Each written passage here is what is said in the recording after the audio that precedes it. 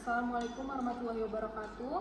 Saya Sylvia, kelas 6B dengan NPM 2205343 akan memaparkan materi saya yaitu ukuran pemusatan data untuk memenuhi tugas statistika pendidikan dengan dosen pengampu Ibu Sri Ramayanti MSI.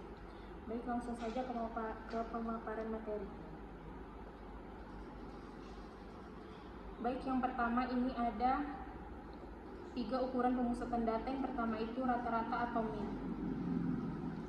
Jadi rata-rata mean merupakan ukuran pemusatan data, kemudahan dalam penghitungan dan interpretasi, diperoleh dari jumlah seluruh data dibagi dengan banyaknya data tersebut.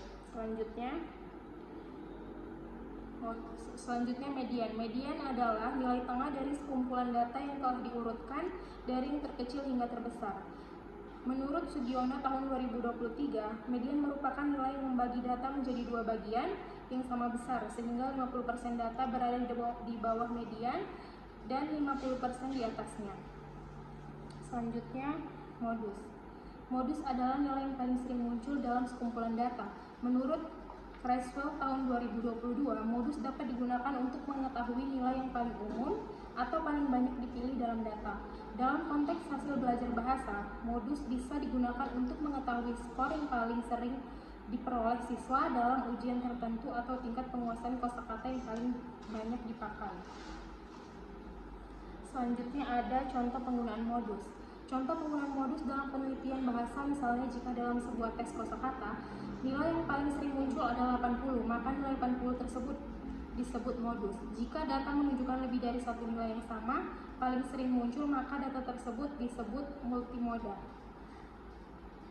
Selanjutnya, penerapan ukuran pemusatan data pada data hasil belajar bahasa. Penerapan ukuran pemusatan data dalam analisis hasil belajar bahasa sangat penting untuk memberikan gambaran umum tentang pencapaian siswa dan membantu mengambil keputusan dalam proses pembelajaran. Misalnya dalam sebuah penelitian mengenai hasil ujian membaca siswa kelas 10, pengajar dapat menggunakan rata-rata untuk mengetahui pencapaian umum kelas. Selanjutnya,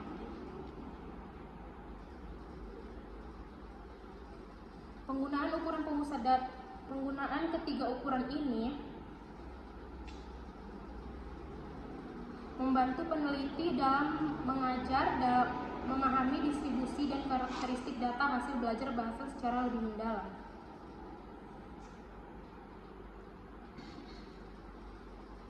Dengan demikian, penguasaan konsep dan penerapan ukuran pemusatan data sangat penting dalam analisis hasil belajar bahasa karena mampu memberikan gambaran yang lengkap dan akurat tentang pencapaian peserta didik.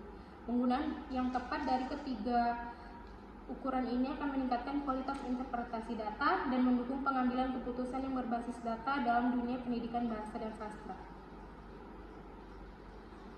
Selanjutnya, kesimpulan. Rata-rata mean adalah ukuran pusat data yang paling umum digunakan karena mudah dihitung dan diinterpretasikan.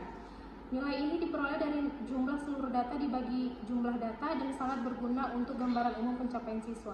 Median merupakan nilai tengah dari data yang telah diurutkan. Modus adalah nilai yang paling sering muncul. Penerapan ketiga ukuran ini dalam analisis hasil belajar bahasa membantu pengajar dan peneliti memahami distribusi dan karakteristik data secara lebih lengkap. Sekian yang dapat saya sampaikan. Kurang lebihnya saya mohon maaf. Assalamualaikum warahmatullahi wabarakatuh.